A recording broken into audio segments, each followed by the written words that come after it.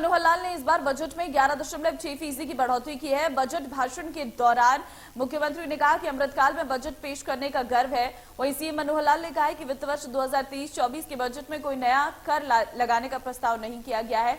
RBI ने भी हरियाणा के काम की तारीफ की है। ध्यान ये दर्शाते हैं कि वर्ष 2022-23 में जीएसडीपी में प्राथमिक क्षेत्र, द्वितीयक क्षेत्र और तृतीयक क्षेत्र का हिस्सा क्रमशः 19.6%, 29.7% और 50.7% रहने की संभावना है। माननीय अध्यक्ष महोदय, मैं वर्ष 2023-24 के लिए 1,83,950 करोड़ रुपए के बजट का प्रस्ताव कर रहा हूं, जो कि संशोधित अनुमान वर्ष 2022-23 के 1,64,808 करोड़ रुपए पर 11.6% की वृद्धि है। अमृतकाल की वेला में पहला बजट प्रस्तुत करते हुए मुझे बड़े गर्व का अनुभव हो रहा है।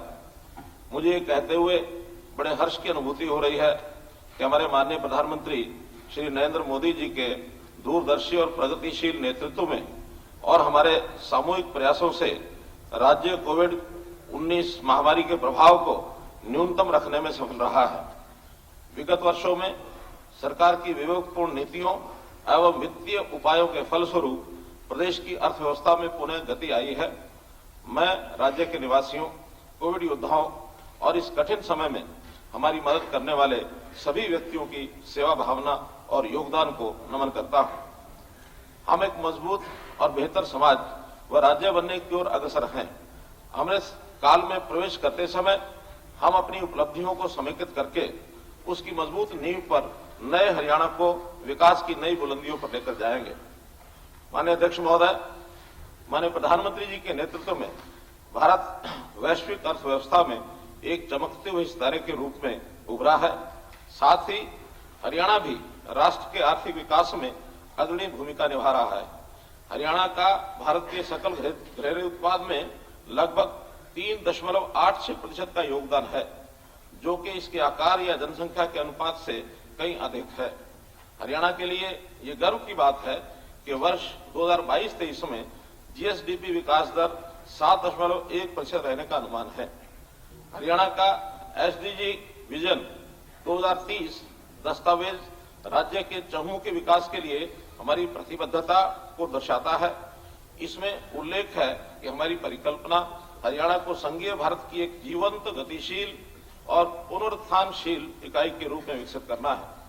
एक ऐसा राज्य जहां खेतों में भरपूर पैदावार हो, उद्योग का पहिया निर्बाध गति से घूमे, कोई भी वंचित महसूस न करे, लोगों में पूर्ण संतुष्टि का भाव हो, युवाओं में गर्व की भावना हो, महिलाओं को न केवल सुरक्षा और समानता के अवसर मिले, बल्कि वे सशक्त महसूस करें और अंत्योदय के सिद्धांत को प्राथमिकता हो, और हम सरकार न्यूनतम शासन अधिकतम मंत्र से राज्य को इसके नागरिकों के लिए एक बेहतर स्थान बनाने में सहायक हों। मुझे ये बताते हुए खुशी हो रही है कि भारतीय रिजर्व बैंक ने कहा है कि हरियाणा उन 3 राज्यों में से एक है जिनका पूंजीगत परिव्यय बजटीय लक्ष्यों की तुलना में अधिक था, जबकि देश के सभी राज्यों का औसत लक्ष्य से 21.3% कम था। माननीय अध्यक्ष महोदय, 1 जुलाई 2022 से जीएसटी मुआवजा बंद कर दिया गया था, क्योंकि जीएसटी मुआवजा देने की 5 साल की अवधि जून 2022 में समाप्त हो गई थी। मुझे यह घोषणा करते हुए बड़ी खुशी हो रही है कि चालू वित्त वर्ष में राज्य के उत्कृष्ट कर प्रशासन से कर संग्रहण में वृद्धि हुई है, जिससे राजस्व की कमी पूरी होने की उम्मीद है। मुझे ये बताते हुए भी खुशी हो रही है कि मैंने वित्त वर्ष 2023-24 के बजट में कोई नया कर लगाने का प्रस्ताव नहीं किया है। मुझे राजस्व के स्रोतों के बेहतर प्रबंधन और राज्य के सार्वजनिक क्षेत्र के उपक्रमों के बेहतर वित्तीय प्रबंधन के माध्यम से अतिरिक्त संसाधन जुटाने की उम्मीद है। मुख्यमंत्री मनोहर लाल ने बजट भाषण में किसानों के मुद्दे पर कहा कि हरियाणा एकमात्र राज्य है जो किसानों को 14 फसलों पर एमएसपी देता है। वहीं प्राकृतिक खेती पर बोलते हुए सीएम मनोहर लाल ने कहा कि प्राकृतिक खेती पर योजना का क्रियान्वयन शुरू किया। कृषि एवं संबद्ध गतिविधियों का राज्य की अर्थव्यवस्था में 18.5% का योगदान है। भारत के आर्थिक विकास में हरियाणा के किसानों का योगदान सभी जानते हैं। हरियाणा एकमात्र ऐसा राज्य है जो किसानों को 14 फसलों के लिए न्यूनतम समर्थन मूल्य पर आश्वासन देता है।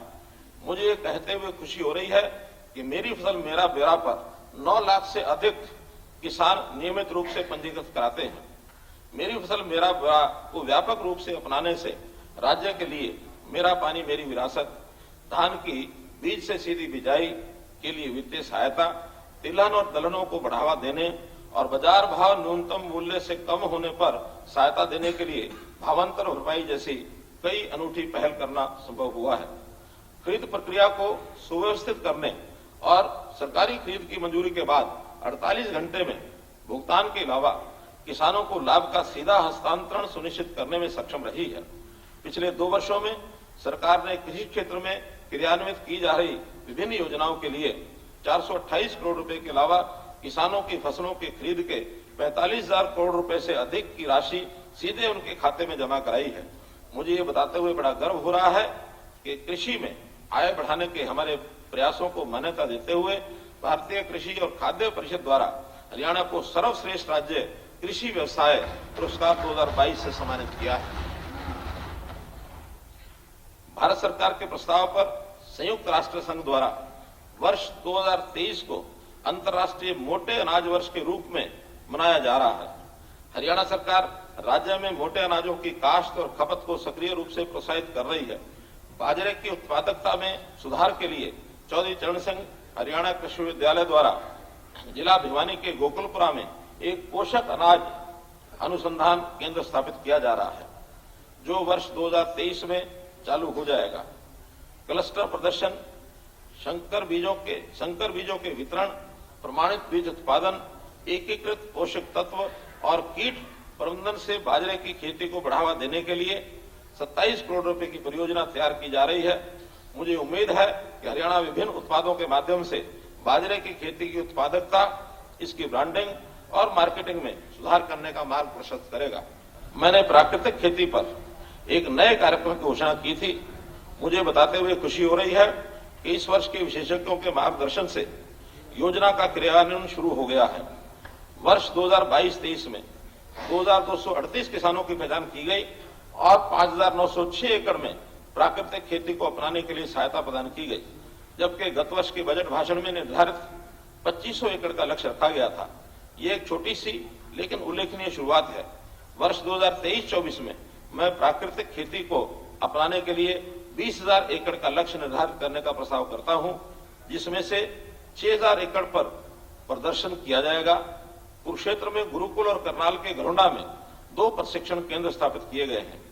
वर्ष 2023-24 में चौधरी चरण सिंह कृषि विश्वविद्यालय हिसार, हरियाणा कृषि प्रबंधन एवं विस्तार प्रशिक्षण संस्थान जींद और सिरसा के मांगियाना में 3 और प्रशिक्षण केंद्र स्थापित करने का प्रस्ताव है। सरकार उर्वरकों, कीटनाशकों के विवेकपूर्ण उपयोग, सूक्ष्म सिंचाई तकनीकों के माध्यम से पानी का समुचित उपयोग, ड्रोन इमेजरी के माध्यम से फसल स्वास्थ्य निगरानी, मृदा स्वास्थ्य निगरानी, स्थानीय क्षेत्र की बीमारी, कीट निगरानी और सौर ऊर्जा का उपयोग करने के माध्यम से सटीक कृषि, जो जलवायु स्मार्ट कृषि की ओर अग्रसर होने में सक्षम बनाती है, पर बल देने का प्रस्ताव करती है।